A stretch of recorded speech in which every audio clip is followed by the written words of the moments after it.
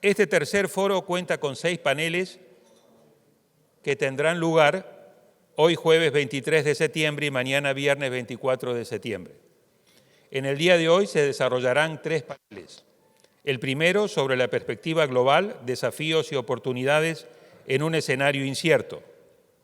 En el segundo panel analizaremos la pandemia y sus repercusiones económicas y sociales en América Latina y el Caribe. Y en el tercer panel, durante la tarde de hoy, abordaremos el rally electoral, ciclo político y democracia en América Latina. Mañana viernes tendrán lugar los 3 paneles restantes. Iniciaremos la mañana con el cuarto panel que versará sobre solidaridad y cooperación regional.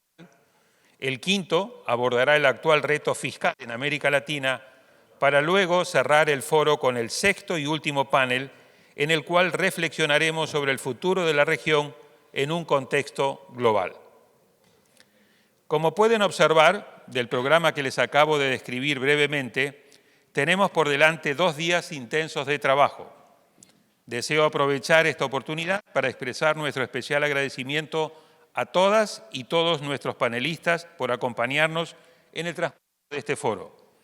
Es un privilegio y un honor poder nutrirnos de sus experiencias y conocimientos y poder en conjunto tomarle el pulso a América Latina y al Caribe en esta coyuntura tan crítica que vive nuestra región. Deseo invitar ahora a nuestro anfitrión, el doctor William Donegan Cassidy III, a dar unas palabras de bienvenida en nombre del Union League Club. Mr. Cassidy.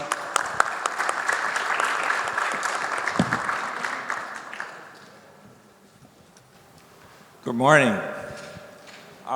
Mr. President, Excellencies, distinguished guests. I'd like to welcome you to the Union League Club. We are delighted to host this event for the 3rd time now.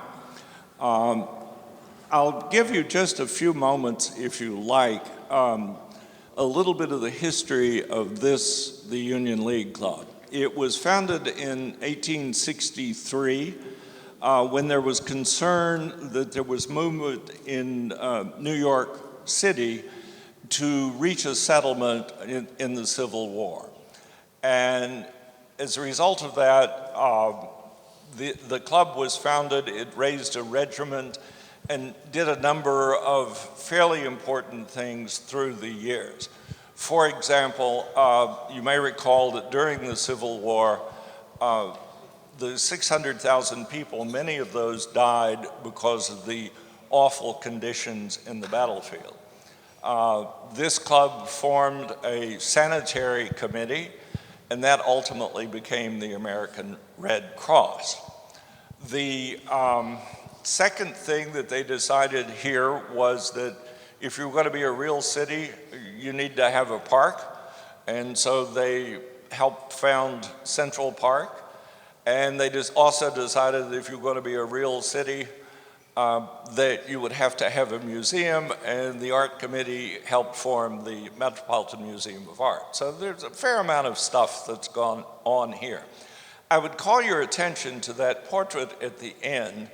That is a life portrait of Abraham Lincoln and is therefore probably one of the most accurate portrayals. Abraham Lincoln is very much a patron saint here in this club, and if you have any interest, you're more than welcome. I'll be delighted to take you around and show you some of the things here. Specifically up on the 4th floor is the work table that Abraham Lincoln used when he was a lawyer for the railroads.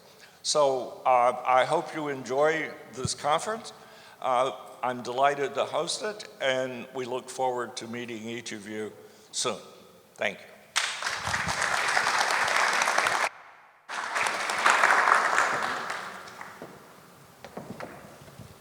Muchas gracias, señor Cassidy, siempre tan excelente anfitrión por su calidez. Thank you so much for being such a warm host.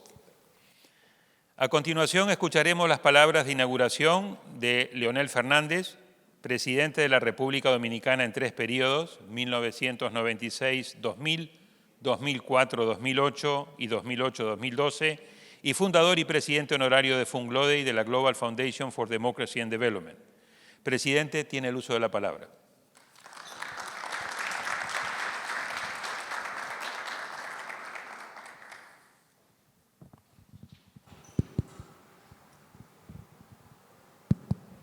Un saludo cordial al doctor Daniel Sobato, quien es el director regional para América Latina y el Caribe del Instituto Internacional para la Democracia y la Asistencia Electoral, IDEA Internacional. De igual manera, mis saludos cordiales, afectuosos para todos ustedes y la gratitud por su presencia, por acompañarnos en la apertura de este seminario, este foro de 2 días, cuyos detalles ya han sido dados por... But I would also like to thank Bill for your generosity, for your friendship all these years, opening up the door of the Union League Club for all the events we usually hold here, and specifically every year at this forum in Latin America and the Caribbean and the world stage. So thank you, Bill, for your generosity, for your friendship, for your solidarity. Thank you so much. We truly appreciate that. Bueno, y leyendo la prensa de hoy, viendo el New York Times y el Wall Street Journal, veo que la principal noticia del día es que la Reserva Federal se reunió ayer con el propósito ya de establecer límites a la política de expansión del gasto, o, dicho de otra forma, para ponerle fin a la política de estímulo como consecuencia del impacto económico de la COVID-19. Esto significa un cambio sustancial. La reacción inicial de los bancos centrales a nivel mundial, con la contracción económica experimentada en el año 2020, que en el caso de América Latina fue de menos 7.3% del Producto Interno Bruto, la reacción inicial fue una política monetaria expansiva.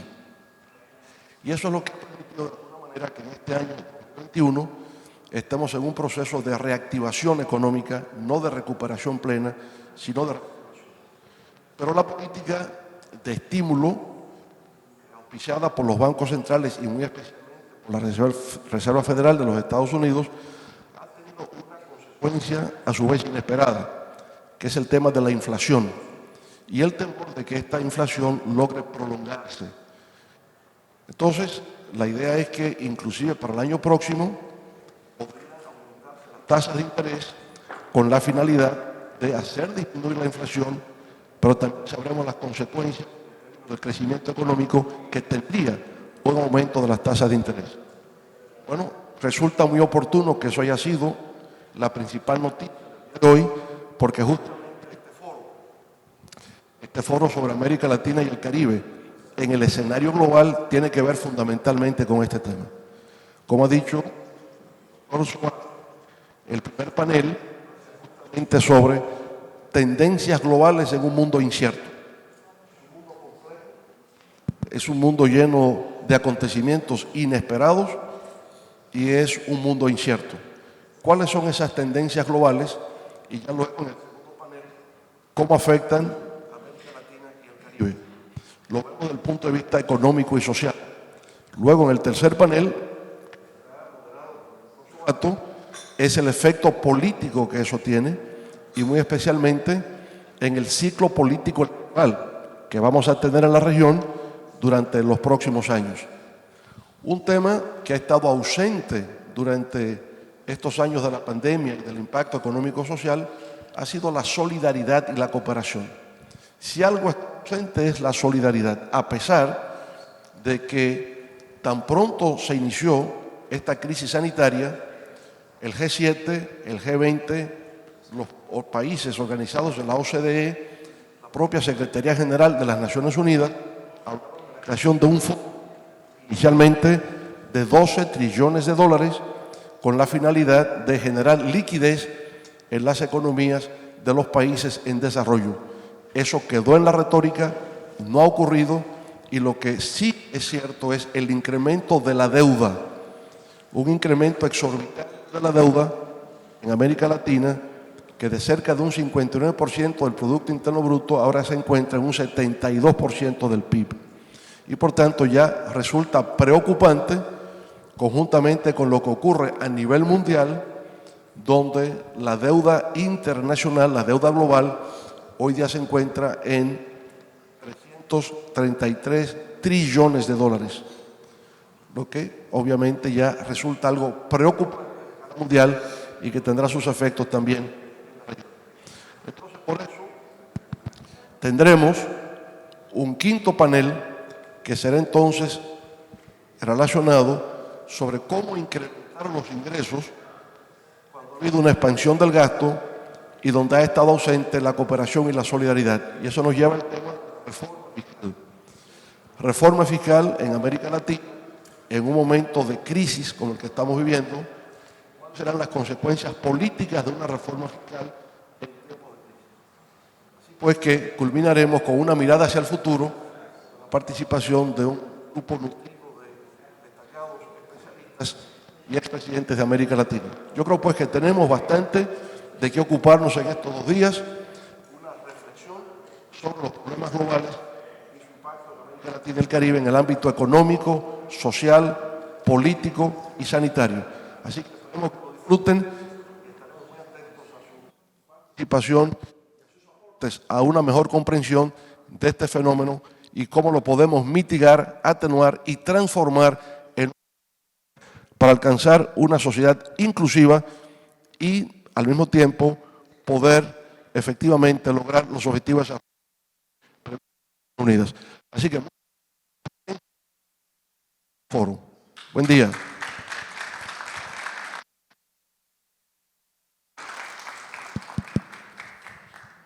Muchísimas gracias, presidente Fernández, por sus palabras.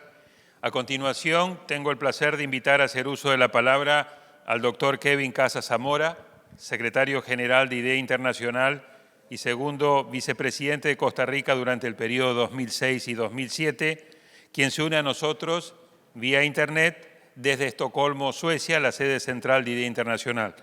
Doctor Casas Zamora, por favor, haga uso de la palabra.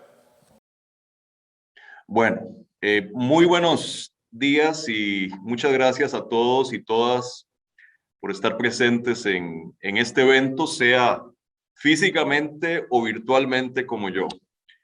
Por las razones que estamos viendo, hubiera preferido mucho estar en Nueva York con todos ustedes, pero igual es un gusto estar acá. Quiero agradecer a los socios que junto a IDEA Internacional han hecho posible la realización de este foro global.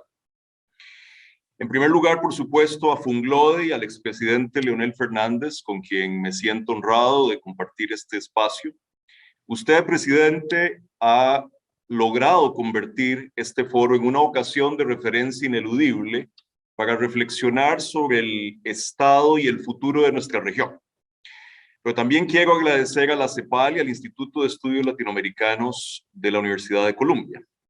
Y deseo finalmente reconocer el trabajo de mi colega y amigo, el doctor Daniel Sobato, director regional de IDEA Internacional para América Latina y el Caribe, quien, desde que lo conozco, ha sido un incansable tejedor de las redes que nos ayudan a pensar la región y que nos ayudan a colaborar para que la democracia eche raíces en ella. Este foro nunca ha sido más necesario. La pandemia ha revelado muchas cosas sobre el mundo, sobre América Latina y sobre los desafíos que enfrenta la democracia, que es naturalmente el tema que nos interesa más en IDEA. Y es urgente que colectivamente tratemos de arrojar algunas luces sobre la enormidad de lo que está pasando a nuestro alrededor. Los problemas actuales de la democracia son realmente serios y podría darles 100 indicadores para probar esto, pero se me hace que ustedes ya intuyen la historia. Lo cierto es que la calidad de la democracia está disminuyendo muy aceleradamente en todo el mundo. Y por supuesto, los fuertes vientos en contra para la democracia estaban allí antes de la pandemia. Lo que ha hecho la pandemia es reforzar brutalmente esos vientos. Y esto lo estamos viendo sin duda en América Latina. ¿En qué consiste la crisis que estamos viendo en la democracia en América Latina? A mí me parece que hay que distinguir dos niveles aquí. Por un lado, hay historias individuales para países específicos y hay al mismo tiempo una macrohistoria en todo esto. Tenemos historias como la de Nicaragua y Venezuela, cuyos problemas tienen poco que ver con los del resto de la región. Tenemos desafíos a la democracia en el norte de Centroamérica conectados con la presencia de violencia endémica que no se presenta en otras partes. Tenemos la historia de Colombia y la resaca del conflicto armado. En fin, hay un poco como como empieza aquella novela de Tolstoy. Cada democracia en América Latina es infeliz a su manera. Pero al mismo tiempo hay una macrohistoria en todo esto, que cubre toda la región. Y es simplemente que la pandemia ha revelado las fortalezas y debilidades del proceso por el cual América Latina construyó democracia durante la última generación. Ha revelado, por ejemplo, que en América Latina podemos hacer elecciones muy bien. Y lo hemos visto en los casos de Bolivia, México, Perú, la República Dominicana, etc. Y esto es crucial porque yo diría que el logro más importante de construcción democrática en América Latina es haber erigido la vía electoral en la única legítima para acceder al poder, lo cual no es poca cosa en una región en la que hasta hace poco el poder se dilucidaba en el monte o en los cuarteles. Y es además crucial el éxito de celebrar elecciones porque la vía electoral es con frecuencia la única válvula de seguridad que existe para sistemas políticos sometidos a enormes niveles de presión como los de América Latina en este momento. Y esto hay que preservarlo a cualquier costo. Pero la pandemia también está mostrando los pobres resultados que hemos tenido cuando se trata de construir estados robustos, capaces de entregar bienes y servicios públicos de calidad. Está mostrando el insuficiente progreso que hemos logrado en la lucha contra la desigualdad generalizada. Está mostrando cuán terriblemente cortos nos hemos quedado en lo que respecta a eliminar la impunidad, particularmente cuando se trata de corrupción. Y está mostrando la incapacidad de construir instituciones representativas sólidas que vayan más allá de las elecciones. En resumidas cuentas, no lo hemos hecho tan bien en la construcción de todos los demás aspectos que contribuyen a una democracia sólida. Las elecciones son la parte fácil y la hemos logrado. El problema es que si no se trata de los otros, si no se atienden los otros elementos de la democracia, es mucho más probable que el populismo autoritario asome su cabeza y termine debilitando y corrompiendo el lado electoral de la democracia. Son muchas las costuras por las que se está desgarrando el tejido democrático en América Latina. Pienso, para empezar, que nuestros problemas de diseño institucional están empezando a resultar cada vez más obvios. Las limitaciones cada vez más claras de esa combinación un poco tóxica que se ha vuelto norma en la región entre sistemas presidencialistas y sistemas de partido altamente fragmentados.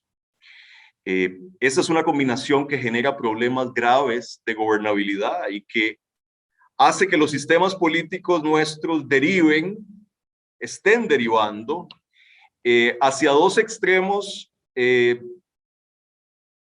muy dañinos para la democracia.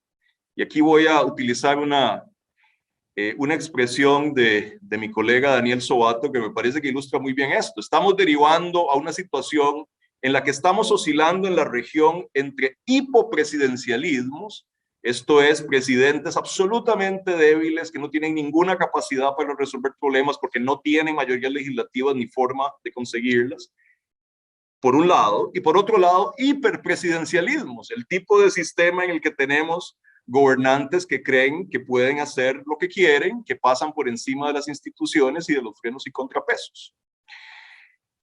Hay aquí un problema muy básico de diseño institucional en nuestros sistemas de gobierno, y yo esperaría que ahora que Chile tiene una convención constitucional que a mí me parece fascinante, dicho sea de paso, esta sea una discusión central que se plantee en un caso como el de Chile. ¿Qué vamos a hacer con nuestros sistemas políticos? Porque el diseño que tenemos en lo fundamental está haciendo aguas. Tenemos además una gran crisis de representación.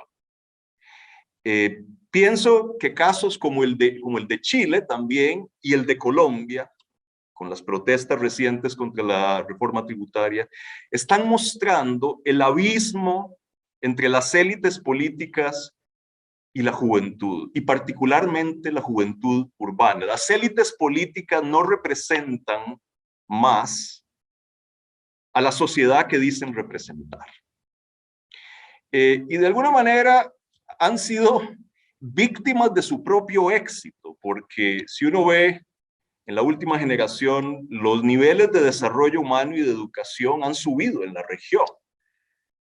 Y lo que se ha generado es una situación en la que las sociedades de América Latina están lo suficientemente educadas para generar abundante contestación política, pero no lo suficientemente educadas para tener éxito en la economía global del siglo XXI. No estamos ni aquí ni allá. Y tenemos el impacto corrosivo de la corrupción, la desigualdad y los privilegios. Y aquí, echando mano a alguna investigación que me tocó hacer hace algunos años, que derivó en una publicación, lo que nos dicen los datos es que los niveles de corrupción no han aumentado en América Latina, pero es la corrupción cada vez más fácil de descubrir, en parte por las redes sociales, y las actitudes sociales frente a la corrupción se han endurecido en la región.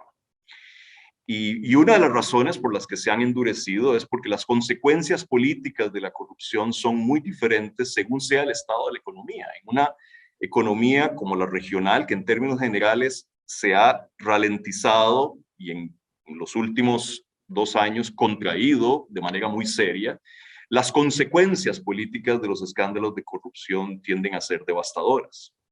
El juicio que emite la sociedad frente a los casos de corrupción es mucho más severo.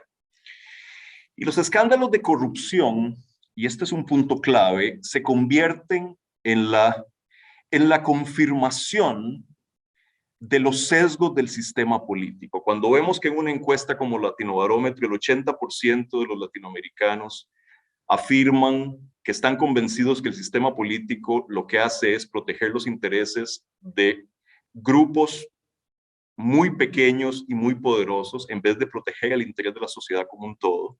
El 80% cree eso. Cada escándalo de corrupción se convierte en una confirmación de que quienes están bajo el alero del sistema político son los enchufados. En resumen, tenemos que hacer todas las cosas que dejamos sin hacer o hicimos mal desde las transiciones. Tenemos que asegurarnos de que avanzamos en el establecimiento de los ladrillos básicos del Estado de Derecho, como son los poderes judiciales independientes, que son el mejor barómetro sobre el estado de la democracia, reducir la impunidad, otorgar un acceso verdaderamente democrático a la justicia, asegurarse que los frenos y contrapesos funcionen. En eso consiste un Estado de Derecho. Tenemos que trabajar en reformar nuestros diseños institucionales, tenemos que reformar la administración pública y la calidad de la gestión pública para asegurarle que nuestros estados le resuelvan problemas concretos a la gente concreta. Y tenemos que luchar contra la desigualdad, la exclusión y los privilegios. Si no usamos esta crisis para repensar nuestras democracias, nunca lo haremos. Si nos negamos a renovar la democracia, la estaríamos condenando a vivir una existencia cada vez más precaria, donde todos los logros reales que se han conseguido en la última generación estarían en serio peligro. Porque el caso es que hay logros. Y esto es clave recordarlo. Hoy la democracia encuentra severos vientos en contra en todo el mundo y es preciso defenderla. En América Latina, Es preciso protegerla contra las patologías arrastradas desde siempre, como la violencia, la desigualdad, la corrupción, la debilidad de la ley, y contra las nuevas modalidades de asedio democrático, que son más sofisticadas que las sazonadas militares y que los fraudes sin recato. Pero sobre todo, es urgente defender la democracia frente al profundo desencanto que le está minando por dentro. Es preciso defenderla de la aceptación generalizada de una narrativa que niega todo logro a la experiencia democrática de América Latina y que pone la esperanza de la región en manos de los profetas iluminados. En manos de líderes que perciben al Estado de Derecho, a la libertad de prensa, a la alternancia en el poder, a los frenos y contrapesos, a la tolerancia a la disensión, como formalidades dispensables o peor aún, como amenazas existenciales a su poder. A 4 décadas del inicio de la tercera ola de la democracia en América Latina, no hay duda de que la región presenta retos mayúsculos. Pero es aquí donde cabe echar mano de la célebre frase atribuida a Galileo. Y sin embargo se mueve.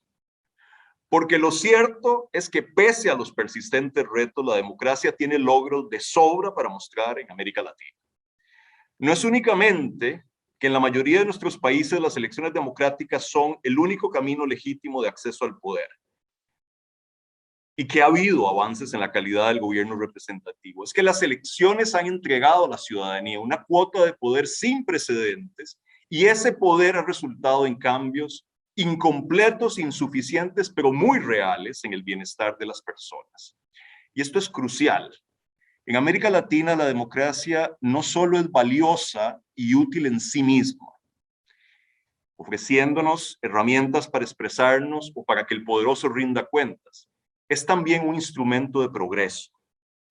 Digo, aún está por verse cuál va a ser el impacto de la pandemia en el desarrollo de América Latina. Es muy probable que sea profundo y prolongado, y aquí vamos a estar hablando de eso.